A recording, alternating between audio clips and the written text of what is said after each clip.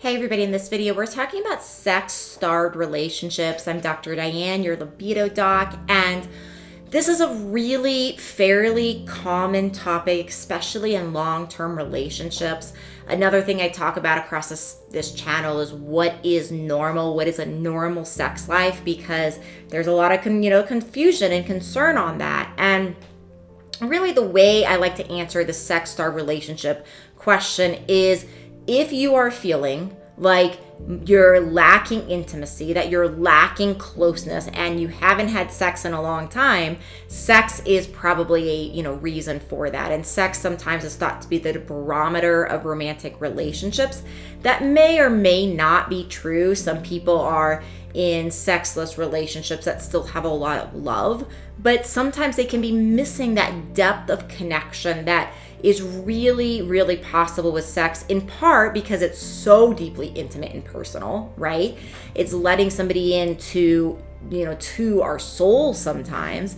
But besides that, it's also all of the dopamine, all the oxytocin, all the hormones that are really designed to bond people together that get released during sex. So what do you do if you feel like your relationship is sex starved? Well, one, I would start with asking why. I'm in medicine, in libido, with other disease processes that I work with, I'm always after the same thing, which is, why is this happening? What is the underlying root cause? And for most sex-starved relationships, it's physical, it's mental, it's emotional, maybe even spiritual.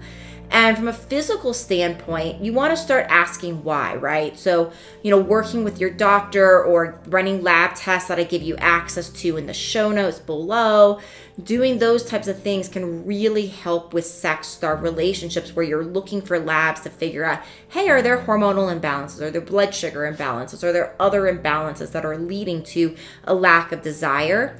But sometimes this just happens over time with busyness, with a lack of novelty. And then it's about communication and coming back with your partner. So one of the things, remember, is sex is intimacy. And if you're not doing anything intimate with your partner, then it's probably also not going to lead to a lot of sex. So if you're not having sex and it feels hard, sometimes I hear from people when they've gone for a long period of time without having sex that it's almost like this nervousness again, right? And you just have to rip the Band-Aid off and kind of go for it sometimes and commit to doing it, because it can actually, even with long-term partners that so intimately, if you've gone a long time without having sex, can actually feel awkward to get back on the saddle again, right? So to speak, it can feel real awkward. So sometimes starting with massage, with just holding hands, if you're not doing that, taking a walk and holding hands, of really asking intimate questions, of asking somebody, think of things that you don't know, right? So novelty, seeing your partner through new eyes. It's really common that after 10, 20, 30, 40 years, we start feeling like we know everything about our partner. But think about this. Think about how much you are different now compared to a decade ago and a decade before that. So you think differently, you probably have different values, different beliefs, at least on some level, maybe not all of them, but oftentimes our values, our priorities change as we age, so our internal thinking changes. And if you've been with somebody for decades, they're not the same person that you were, that they were years ago. So we want to begin, when we're in these sex-starved relationships, we want to find that novelty by going back and asking questions, even a simple question like, how, I'm curious to just know your process of growth. How are you different now compared to, a decade ago? That's a question that some people are interested in, other people may not be. But thinking of questions around if somebody that's really into sports, asking them if that's as high of a value if it was 2 years ago or 10 years ago or 20 years ago, just these random types of questions to get conversation going, to start finding things that are novel and new about somebody intellectually,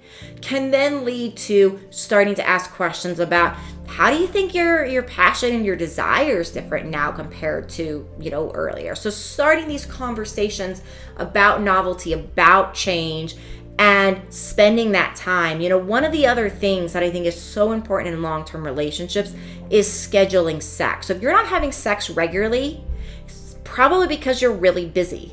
And what do really busy people do when they want to fit in a new gym workout, when they want to fit in a hangout with friends? They don't like just assume that it's going to happen. They look at, their schedule and they say, okay, lunch break on Tuesday or at 5 or 6 a.m. on Wednesday, whatever it is, that's my gym time, right? So there's a plan, and that's how it gets executed. And with sex, sometimes it's so easy in these sex-starved relationships to just say, you know what?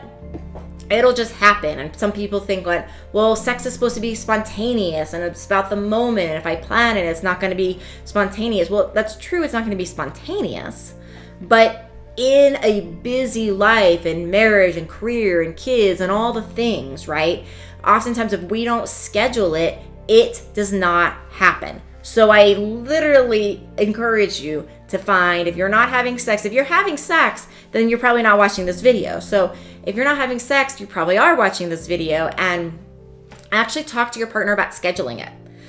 I have clients who at a certain time every day, the wife meets the husband in the walk-in closet because that's where they can get a break from their kids in the middle of the day where the kids don't find them, and they have a certain time and they just meet in there, and it's kind of their hot little rendezvous spot, right? There's lots of different ways to do this. So be creative, be gentle on yourself, find different ways of intimately connecting with your partner that are not just about sex. Ask new questions, right? Think about things that you don't know to start that novelty. Realize that you're normal. Give it time, and subscribe and watch the other videos on this YouTube channel, because there's so many more pieces of information to this conversation that I cover in other content. So again, I'm Dr. Diane, your libido doc. Please don't keep me a secret. Share me with your friends and family. And if I can help you get your libido, get your drive back, I work with women. You can find information in my show notes below. See you next time.